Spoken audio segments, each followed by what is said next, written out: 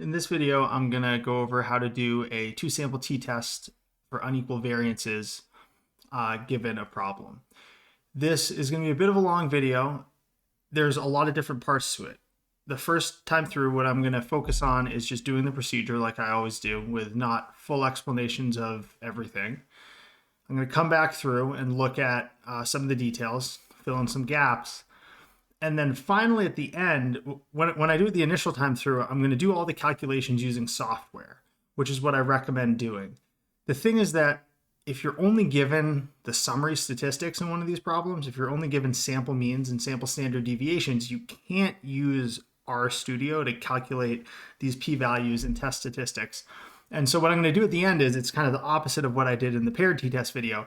I'm going to show you how to calculate things by hand, which is only for if you have to. I know in this class there's a few homework problems we'll give you where we make you do this by hand and see how to actually compute things piece by piece. But that's going to be the structure. One time through the problems, a second time through to fill in some details, and then a little piece at the end that's really only for helping you work through those few problems where I do things more by hand. All right, so let's start with the problem. An education professor would like to compare two different methods of teaching calculus, and we'll call those method A and method B. She finds two classes at her university that are using the two methods, and at the end of the semester, the professor gives the same exams to the student in both classes and records their scores. So we have the scores out of 100 listed below. And these classes, Class A and Class B, are labeled in accordance with the method they use. So Class A is using method A, Class B is using method B. And the question is there evidence that one of the methods results in better scores? All right, so step 0 here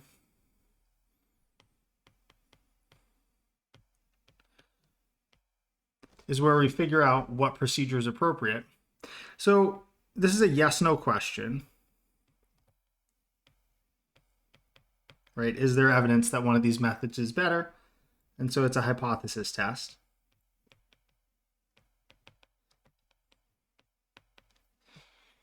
It's a question that's asking about two different quantitative variables, or really it's asking about the same quantitative variable in two different situations, right? It's the exam score, but we have two different classes taught with two different methods that have an exam score. So what we're doing is we're comparing two means. Right, we have quantitative variables and we want to compare their values. And in particular, we don't have paired data.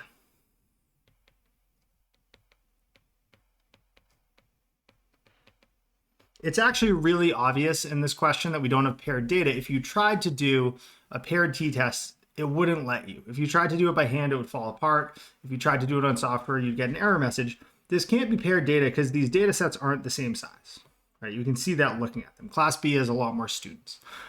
But if we really wanted to focus on it, there's no indication that there's some pairing between students in the classes. Of course, that's not possible because it's not the same number of students in each class, but certainly this is not paired data. And so that means we have to decide between the unequal variances and the pooled procedure. I've mentioned before that this sort of decision, which of these procedures is appropriate, is not one that we will often make you do. Oftentimes we'll just tell you which one to use. But if you aren't told which one to use, you have two questions. In order to use the pooled procedure, you have to have equal sample sizes and similar standard deviations. We don't have equal sample sizes.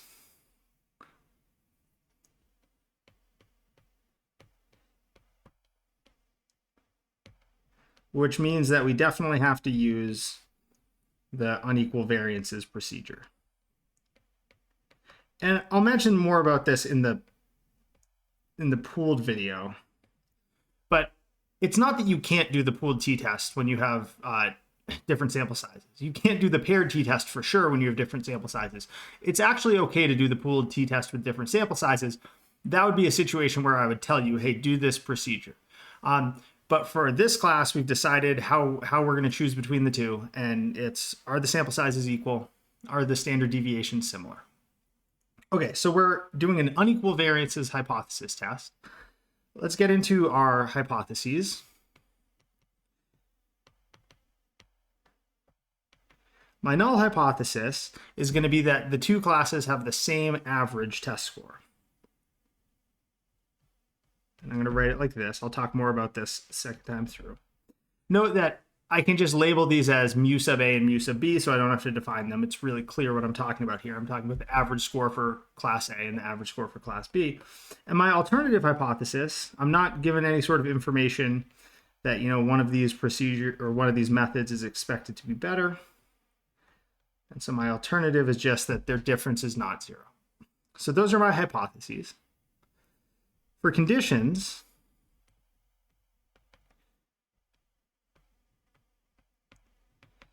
the randomization condition, it's the same as always. We need, in this case, it's slightly different. We have two samples, right? But so we need either a random experiment or random samples. This is not an experiment, even though the professor gives an exam at the end, right? An exam is measuring your response variable. There's no indication that this professor has divided students between classes. So this is an observational study. And there's no indication that these samples are random. In fact, the way it's described, it seems that they aren't. It seems that this professor has just found two classes that are already using these methods and decided to compare them. So this is an unrandomized observational study. So the samples are not random.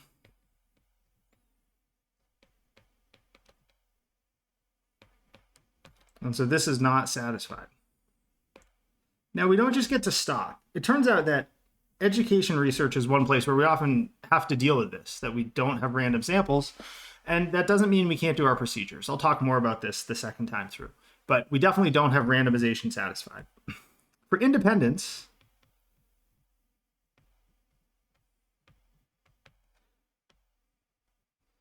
our population is calculus students.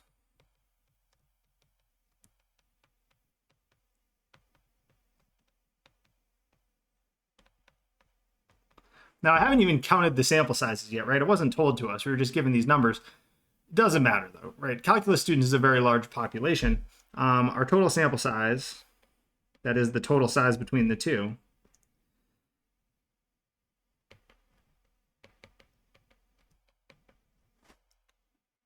let's just do it now. I realize I'm going to need it in a second, so I might as well just do it. Yes, when you're given a list of numbers, I could just count these things, but I'm going to have to put them into R anyway. And so why not just do that? Let me find where I have these written down. So what I'm going to do is I'm going to enter these data sets, right? I'll just call them A and B, right? Short and sweet and easy to remember what they're referring to.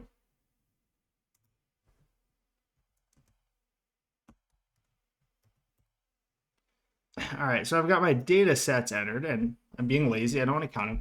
And so I can use the length command. So if I type length of A, it tells me 13. That means there are 13 items in that sample, and then length B is 30. So our total sample size is 43. Oops, this wouldn't move around quite so much. That looks a little better. So our population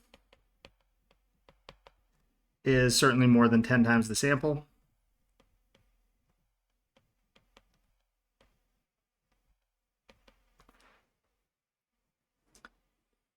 So this is satisfied.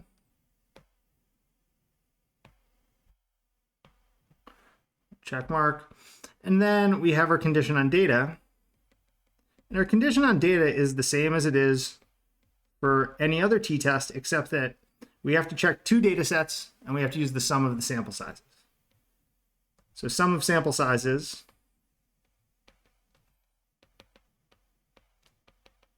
is 43. And this number we use just like we did in a one sample t-test. 43 is our boundary value. This is above 40, so this is large. I'll write it like this. If I'm calling, I should call these samples sizes NA and NB.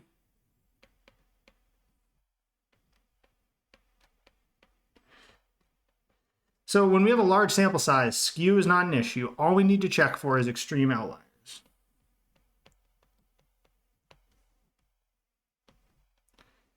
Now, we haven't really defined what an extreme outlier is in this course. We'll graph it and we'll decide if we see any outliers that we think might be extreme. So let's quickly, actually, I'll look at histograms of these things. All right, I got to zoom out before I do this. I always forget. Yeah, so let's just go to, let's just go to the plot. So I'll just create these plots so that we don't have this graphics issue when I'm zooming in and out. So this is a histogram of data set A. Again, not that important because we're really looking for outliers, but let's just look at them. Here's a histogram of B. Strong left skew, but again, that's not an issue necessarily, or it's not an issue. The issue would be if there are outliers. So we'll look at a box plot of A. All right, so A has an outlier that looks pretty extreme to me. Like, again, we don't have a definition of an extreme outlier, but it looks like it's almost 2.5 or 3 interquartile ranges away. So that from quartile 1. So that might be an extreme outlier. And let's look at a box plot of B. Again, we have a lot of outliers and some of them might be extreme. So I'm going to say that in my notes about this. Remember, conditions are not always satisfied, right? We're not just checking them as some sort of formality. We actually need to use these. So let's go back. That's not what I wanted.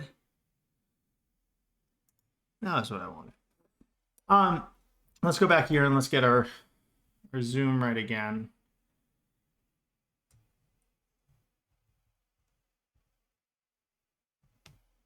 So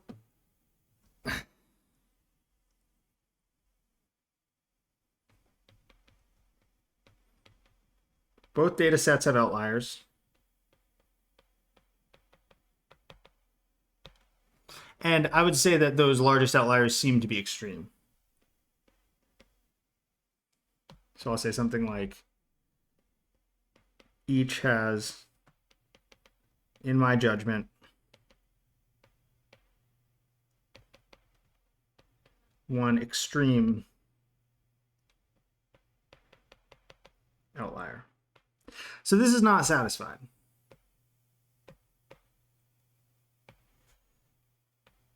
So 2 of our conditions are not satisfied. We can still do the hypothesis test, but we do have to be a bit worried about whether our results are going to be meaningful. Zoom back out there. All right, so conditions have been checked. So moving along, step 3 is the calculations. And this is the sort of thing that, as I said, we're going to do using software. We're not going to do this by hand. And so how do I enter this? Let's focus on just what I'm typing in. Hopefully this looks reasonable. Yeah, let's get back up here. So remember my data sets were A and B. And so the command I'm going to type is t.test. Now, if I do A comma B, that means it's going to subtract A minus B, which is fine. I don't care what order it subtracts in. But I guess, that's not quite fair. I want to be consistent with everything. You can do it in either order. You just have to be consistent throughout. And when I stated my hypotheses, I stated them as A minus B. And so I'm going to keep everything consistent. It makes our lives a lot easier. I could do it in the other order, I guess is what I'm saying, but then I would have to start to think about what I did in what order. So it's really good practice to always subtract in the same order. You can get away with not doing that, but you have to really be careful. So I want to do A minus B. Now, I'm going to tell it that our hypothesized difference is 0. That's mu equals 0. I also have to say what the alternative hypothesis is. And that one's always hard to remember what to type. It's two-dot-sided for a two-sided alternative for not equal. And it will just do this by default. But so yeah, I guess I don't have to type anything else to specify that I want it to be unequal variances. That's what it does by default. And we'll see what it says when I click enter.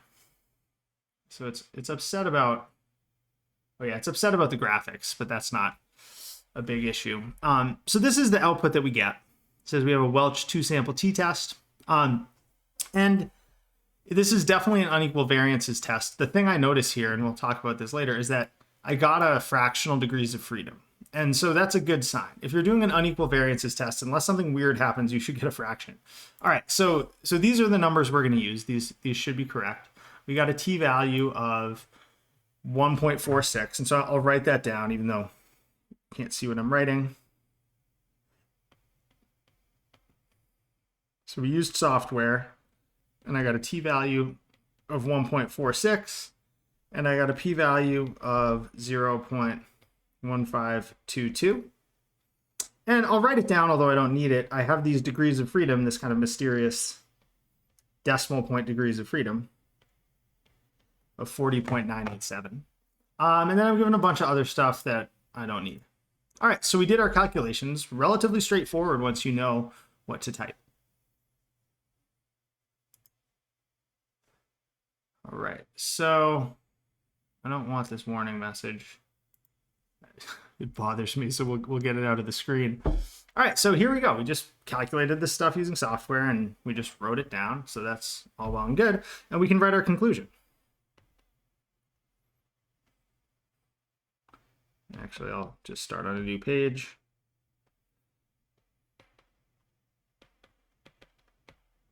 I left myself more space than I needed because software, you just don't have to write a ton down. So our p-value is too big, right? Or our p-value is not small with any reasonable alpha level. We weren't given one, so I'll do 0.05. And this means we're going to fail to reject.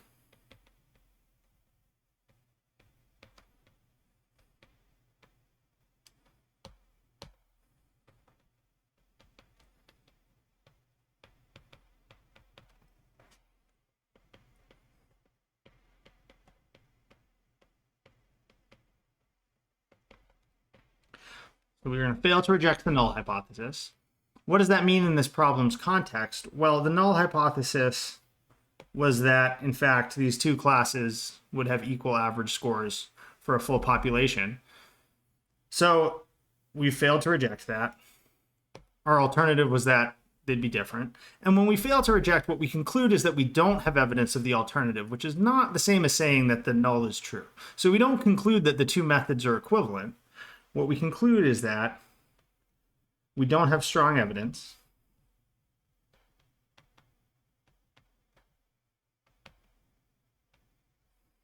that one of the methods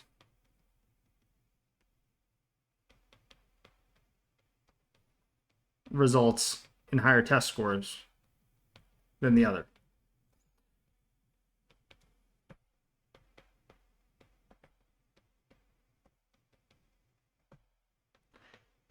And anytime we have conditions that aren't satisfied, we always mention that in our conclusion or in our interpretation of a confidence interval. It's really important to point out that conditions are not satisfied.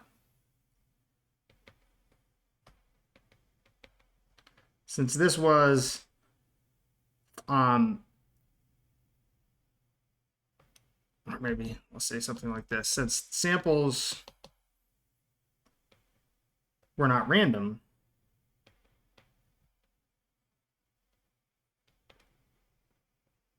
so anytime you don't have randomization, you should be skeptical that this actually applies to the whole population.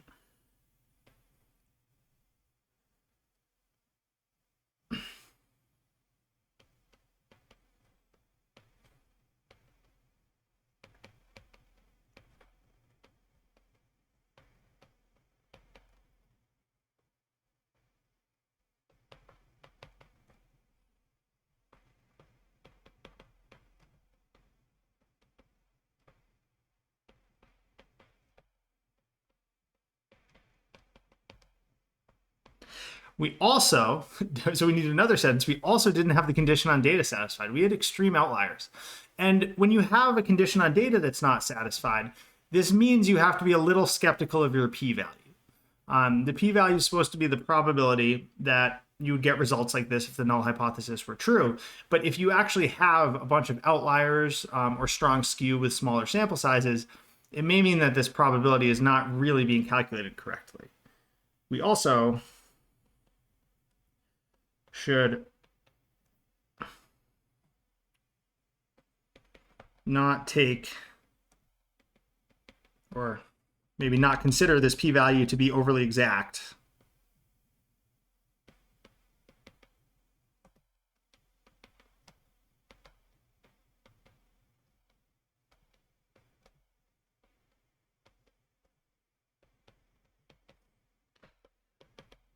Since there were extreme outliers. Or you could say since the condition on data wasn't satisfied. I'll come back to this when I come back through. All right, so let's read through it again. I'd like to reread through my conclusions because sometimes you write something and you come back and it doesn't make sense when you reread it. Since p is greater than alpha, we fail to reject the null hypothesis. We don't have strong evidence that one of the methods results in higher test scores than the other. Since the samples were not random, we should be skeptical as to whether this applies to the whole population. We also should not consider this p-value to be overly exact since there were extreme outliers. I'll come back and talk about this a bit more, as I said. Okay, that's a full hypothesis test. I think there were a ton of details there. If nothing else, hopefully the computations with software was something you took away from that. Now suppose we were asked a confidence interval question. And I actually decided to put the confidence interval in the problem, although this statement tells you to do a confidence interval by itself, right? You don't need to be told that it's a confidence interval. It's the 80% that I wanted there. So if we want to, instead of determining whether there's a difference, if we want to estimate the average difference in scores between the two methods, that's where we need to do a confidence interval. And so step 0 is almost identical, but it's a confidence interval because we're trying to estimate. It's not a very good sentence. Confidence interval because estimate. But that's the word that we're looking for. It's a numerical question. So the rest of step 0 is the same. The reason that it's the unequal variances procedure has to do with the structure of the data, the way it was gathered, and the sample sizes. Step 1, we already did. It's the same conditions. And remember, 2 of them weren't satisfied. We did not have randomization. We did not have the condition on data satisfied. Step 2, computations. Now, if we go back and look at what we were doing before, you might say, hey, wait, we already have a confidence interval, right? And there's only one real issue with this confidence interval, which is relatively obvious when you start to think about it, is that that's a 95% confidence interval, right? So, I mean, I think that's pretty clearly not what we want, right? The other issue that I always worry about is that I didn't tell it to do a confidence interval. And so when I tell it to do a t-test for me and I give it a bunch of information, I generally ignore everything below the stuff about a hypothesis test because I'm just skeptical. Like, how could it give me this information? I think it's generally good to be skeptical of software outputs. In particular, if you didn't ask for something or if you don't know what it is, don't just assume that it's something you should use. And so I'm going to actually go through this again. So how should I do a confidence interval here? Let's erase this. So it's the same command, which I guess isn't surprising, right? It did give us a confidence interval. I'll still do a comma b.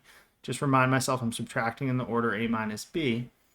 And the only thing I need to tell it is the confidence level. And I'll click enter. And it'll give me a bunch of stuff. In fact, it gives me the same t degrees of freedom and p-value, which is something that you should definitely be skeptical of because it wasn't something that we asked for.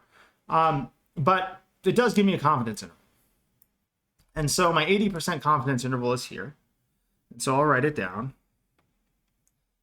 So the confidence interval is from, let's say, 0.82, or let's actually just round to one decimal place. We'll say 0.8 to 14.5. So we did that using software. And now we have to interpret this. And as I talked about in the paired t video, these interpretations get harder when we're talking about differences. The first part of the sentence is still pretty straightforward. We are 80% confident that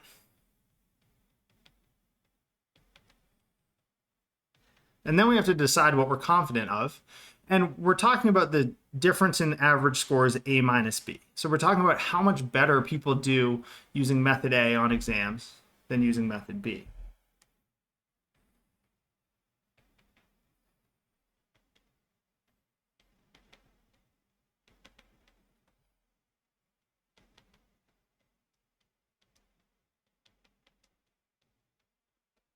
So we're 80% confident that students taught using method A will have average exam scores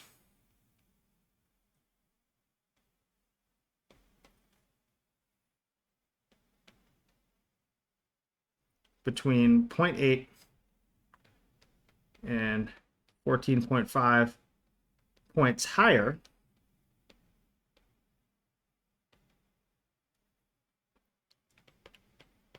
than those of students taught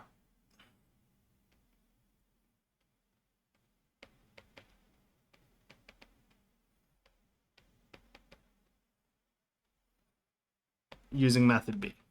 So let's read it again, because oftentimes that will lead us to change some words.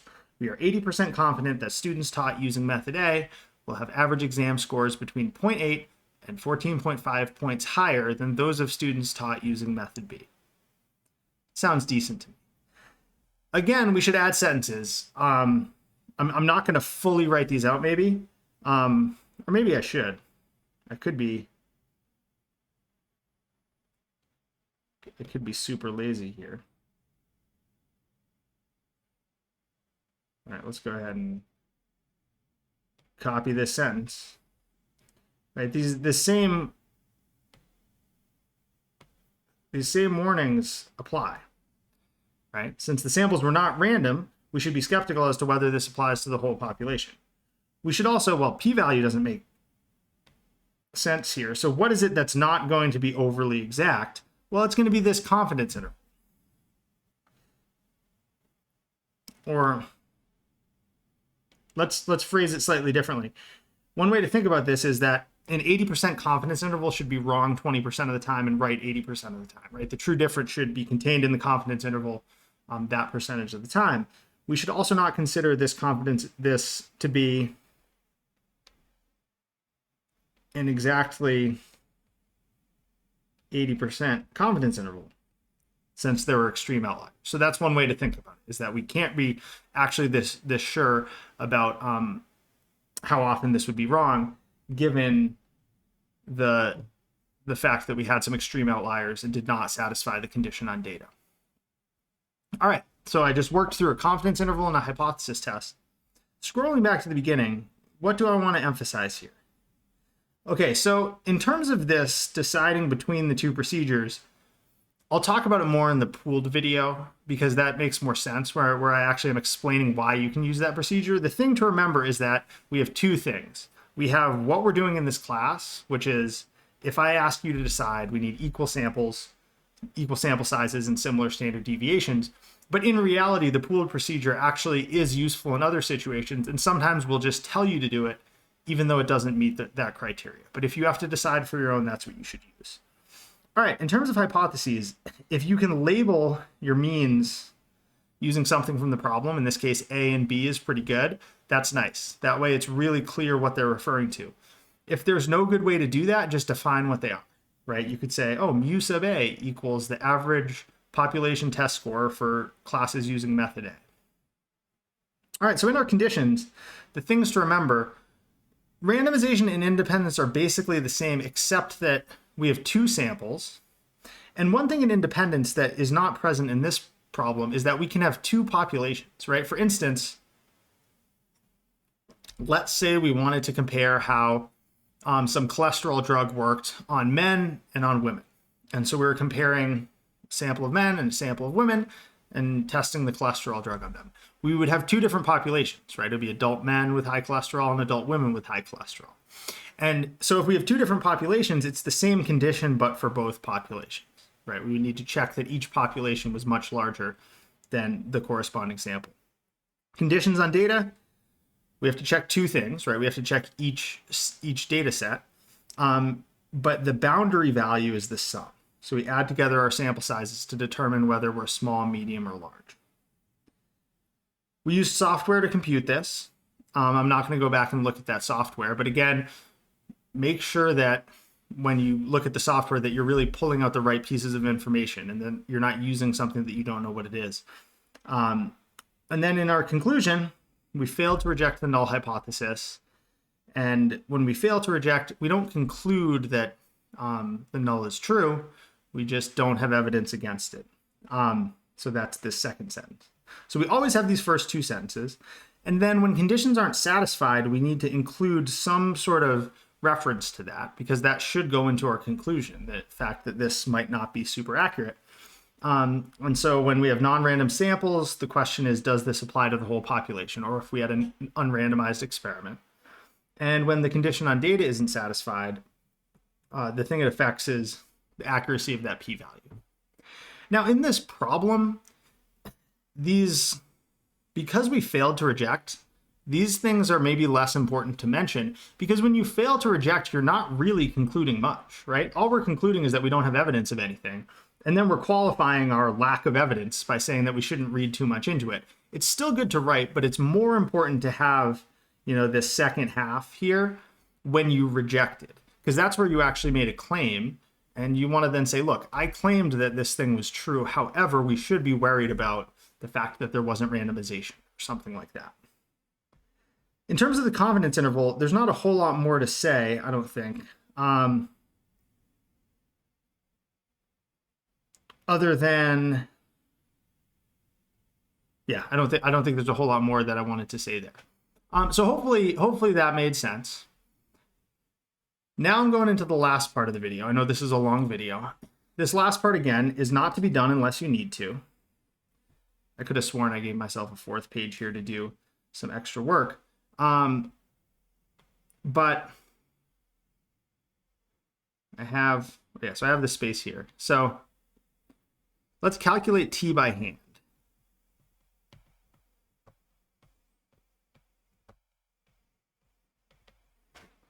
So I won't do this unless I have to. When would I have to do this? Well, I would have to do this if I were just given the mean and standard deviation of both data sets. So if I were told that, x bar sub a was 82.31, x bar sub b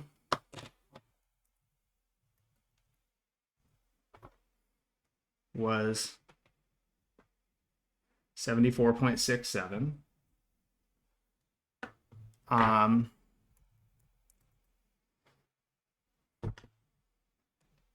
S sub A is 10.355, S sub B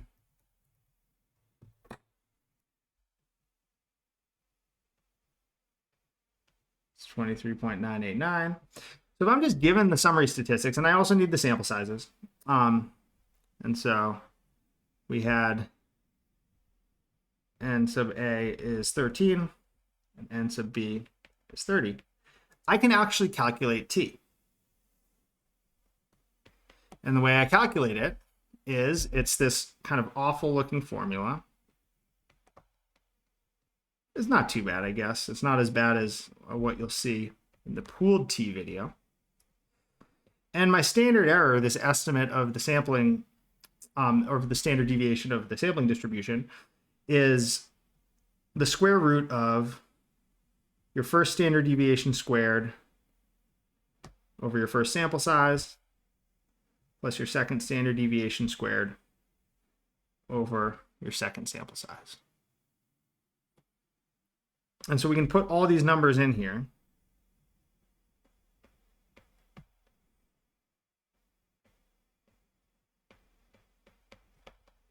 I'll write the minus 0, though of course that's not really necessary.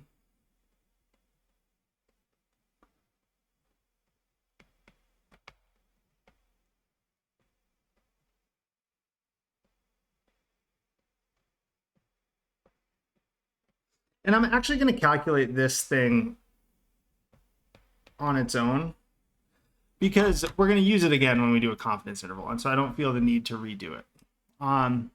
So this thing is the square root of, and I've got to be careful here.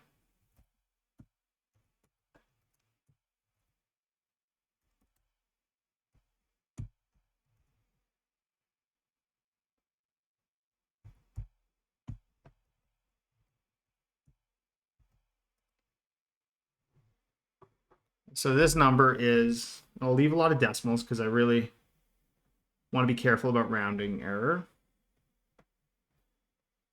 So that's what that number is. So this is 82.31 minus 74.67.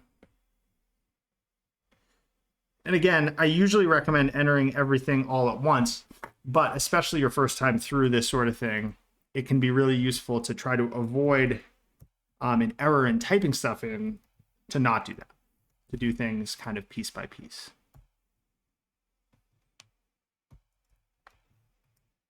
And so I got the t-value that we calculated.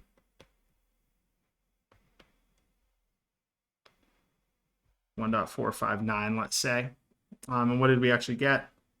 We got 1.46, right? So that's our t-value. Again, you would never do this unless you have to. If you have the whole data set, you don't need to do this. It's just if you don't have the whole data set and you just have the summary statistics, you just have this sort of information, you can calculate this by hand. Now, one of the tricky things is, how are we going to find the p-value? Well, this degrees of freedom, how do we calculate that? It turns out you can calculate this by hand, but that is just an even worse sort of calculation. And so there's two options here. If you're given the degrees of freedom, they just tell you it for some reason, that could work. But what we often do when we're doing it by hand is we say, look, we can estimate this. Well, so it's a two-sided test, right? Because it's not equal to. So I should make this thing negative. And what should I put for the degrees of freedom? It's not going to give us the same p-value. It'll give us a bigger p-value, because a bigger p-value is understating the quality of our evidence. I'm going to put in the smaller sample size minus 1. So let's see what that gives us.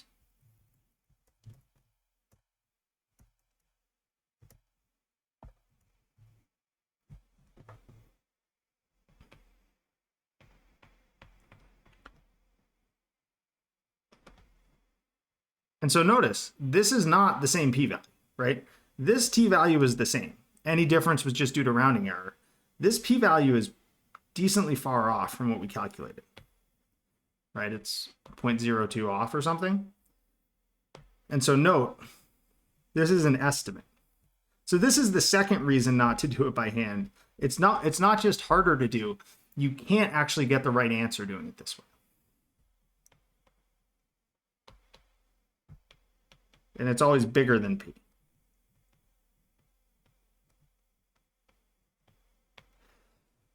All right, so that's how we would do this by hand. And again, if you were for some reason told the degrees of freedom, you could also just type that. That would work. What about the confidence interval by hand? So our confidence interval by hand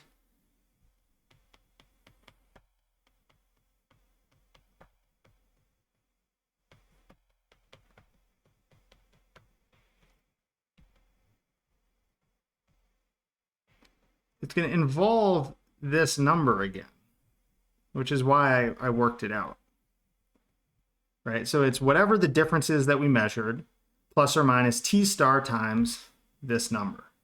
Now, we know what our difference is. All right, let's get that, or I can calculate it. So our difference is 7.64.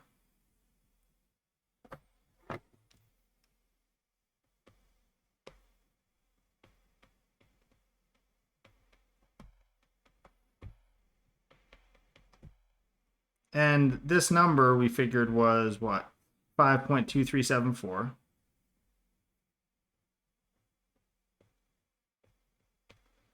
And again, we have this issue with t star.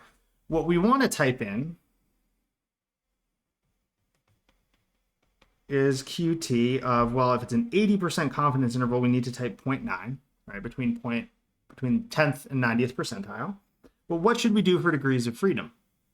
And we don't know what the degrees of freedom are. And so again, we can estimate it by using 12. And let's see what that is. So that's, again, 12 is our smaller sample size minus 1. We get 1.356. And when we do this calculation then,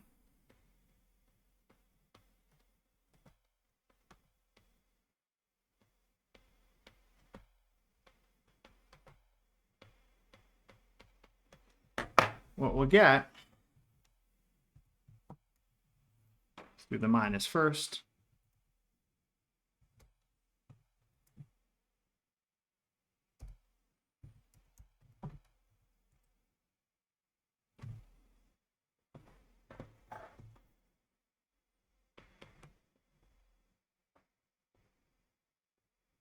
And we're rounding to 1 decimal place, right? So I'll go 0.5. And now if I do the plus portion, the upper bound, I'll get 14.7. And there's some, I rounded to small numbers, but notice here 0.8 to 14.5 is a smaller interval than 0.5 to 14.7. So again, it's this similar idea. When we did this by hand and had to use this estimate of the degrees of freedom, for a p-value, it was giving us too big of a number, saying, hey, let's err on the side of our numbers being not, or stating that our evidence is not as good. And here with confidence intervals, it's similar. We're erring on the side of a wider confidence interval. This is, which is worse, right? You would ideally have a narrower confidence interval that contains a shorter interval. So again, doing this by hand, we can estimate this, but it's not the same as we get with software. So it's not as if you can even choose to do this because you want to. Again, if we somehow knew what the degrees of freedom were, something we're never going to do by hand, then that would be fine. But this is only appropriate if you're asked to do it by hand, or if you have to. And in particular, you either need to be given the degrees of freedom or told to use this estimate of smaller sample size minus 1. All right, so again, that was a long video, and hopefully no one watched it all the way through. I'm hoping that people watched it piece by piece and watched the appropriate part when they needed to. But yeah, so hopefully that clarified some of the details on how to do these 2 sample t procedures when we're doing the unequal variances procedure.